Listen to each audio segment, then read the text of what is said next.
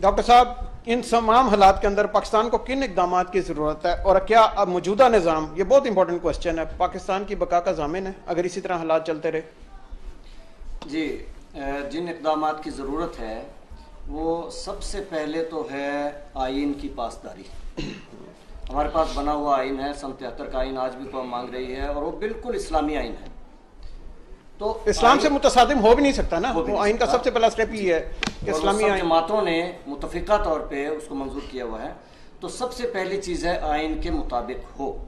اب یہ جو رانا صاحب نے ذکر کیا کتنے لوگ جیلوں میں پڑے ہیں، سب آئین کی خلاف ورزی سر، لیکن آئین میں تو یہ بھی پہلی 40 شکے ہیں نا کہ عوام کو روزگار ملے گا، عوام کو فری تعلیم ملے گی، عوام کو صحت کی سہولت ملے گی، یہ تمام چیزیں بھی تو اب بالکل ان کے اوپر کوئی توجہ ہی نہیں ہے۔ بتاتا ہوں، اب آئین کے مطابق ہے کہ میٹرک تعلیم جو ہے، ثانوی تعلیم، وہ ہر پاکستانی کے لیے لازمی ہے، حکومت کی ذمہ داری ہے وہ دے۔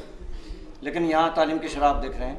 بات یہ کہ حکومت کسی کی بھی ہو، وہ اقدامات ہمیں کرنے پڑیں گے اور انشاءاللہ ہوں گے کہ 100% تعلیم کرنی ہوگی، ہر بچے کو اسکول بھجوانا ہوگا، اور ایسا طریقہ سوچنا ہوگا کہ جس میں آپ کا گورنمنٹ کا خرچہ بھی نہ ہو، کیونکہ گورنمنٹ کا خزانہ تو ہمیشہ خالی رہتا ہے، خاص طور پہ اچھے مقاصد کے لیے۔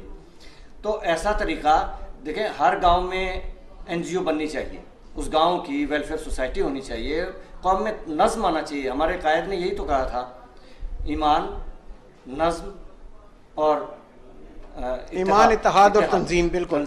تو تنظیم سازی ہونی چاہیے ہر گاؤں کے لیول تک، وہاں نمبردار موجود ہے، پٹواری موجود ہے، کونسلر موجود ہے، وہ اپنے گاؤں کی ویلفیئر کے لیے کام کریں گے، اور ان کی ذمہ داری ہوگی کہ وہ ہر بچے کے اسکول جانے کا انتظام کریں گے۔ اور اسکول کہاں ہوں گے؟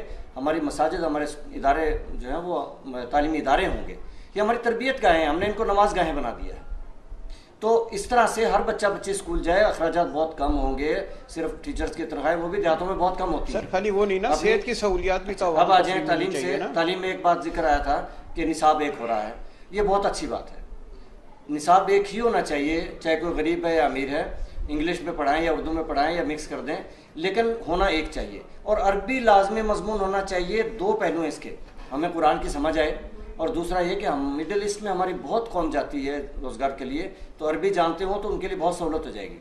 ہمیں انگلش بھی آنی چاہیے، ہمیں عربی بھی آنی چاہیے، ہمیں تمام جدید علوم پہ دسترس ہونی چاہیے ہمارے بچوں کو۔ ہمیں چائنیز بھی سیکھنی پڑے گی، وقت کی ضرورت ہے، کوئی گناہ نہیں ہے اس میں، بلکہ یہ ضرورت ہے، ہمیں کرنی پڑے گی۔ اب تعلیم کے علاوہ ہنر ہر فرد کے پاس ہونا چاہیے۔ چائنا میں ہو سکتا ہے تو یہاں کیوں نہیں ہو سکتا؟ اب مسلمان کاہل کیوں ہیں؟ پوری اسلامی دنیا اس لیے اس وقت تباہی کا وہ نشانہ بنی ہوئی ہے اور قتل عام کا شکار ہے کہ نہ تعلیم ہے نہ ہنر ہے۔ خزانے ہیں، اللہ نے جتنے خزانے مسلمانوں کو دے رکھے ہیں اور جتنے پاکستان کو دے رکھے ہیں شاید اوروں کے پاس نہیں ہے، لیکن ہم محکوم، مظلوم، محروم اس لیے بنے ہوئے ہیں کہ تعلیم نہیں ہے، ہنر نہیں ہے۔ اور پچھلے 25 سے 30 سال میں چین کہاں سے کہاں نکل گیا؟ اب وہ ہم سے جو بعد میں بھی آزاد ہوئے ممالک، دیکھ لیے ملیشیا کو دیکھ لیں، کوریا کو دیکھ لیں، وہ کہاں سے کہاں پہنچ گئے۔ تو ہمیں سوچنا ہوگا اپنے قوم کے لیے، اپنے ملک کے لیے، اپنی نسلوں کے لیے۔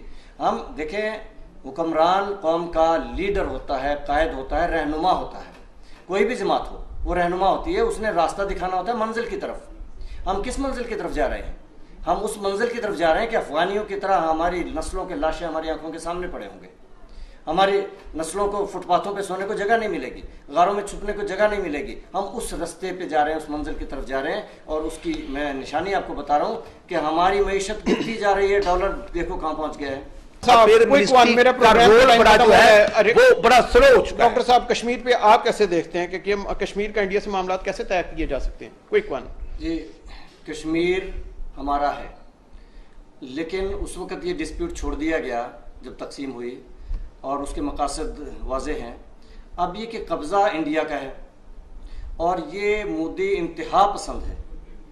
اب اس نے وہ اقدامات کیے ہیں، یہ شاید ہٹلر بننا چاہتا ہے یا کوئی اور مورسولینی بننا چاہتا ہے۔ جی، بالکل صحیح۔ تو اس نے وہ اقدامات کیے ہیں جو تاریخ میں نہیں ملتے، کہ تقریباً 1 سال اور کرفیو رکھنا، ایک پوری قوم، ایک پورا ملک، کشمیر ایک پورا ملک ہے۔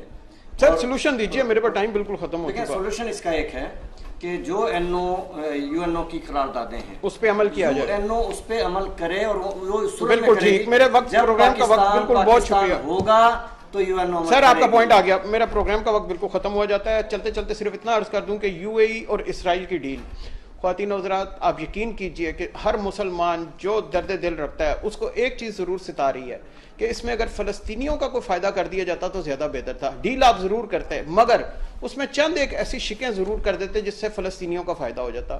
فلسطین کی علیحدہ ریاست کو تسلیم کروا لیا جاتا یا فلسطین کی علیحدہ ریاست کے لیے کوئی نہ کوئی روڈ میپ ڈیفائن کر دیا جاتا یا کوئی بلو پرنٹ ڈیفائن کر دیا جاتا. خالی اس طرح کے معاہدے کرنے سے نہ تو دیر پا امن آئے گا خطے میں، نہ ہی کوئی آپ کو کوئی بینیفٹ ملے گا. اگر تو صرف آپ نے اپنی حکومت بچانی ہے پھر تو ٹھیک ہے، لیکن اگر آپ نے امت مسلمہ کے لیے بھی کچھ کرنا ہے تو وہ ہمیشہ کے لیے یاد رکھا جائے گا. پروگرام دیکھنے کا شکریہ. انٹل نیکسٹ ٹائم، اللہ حافظ.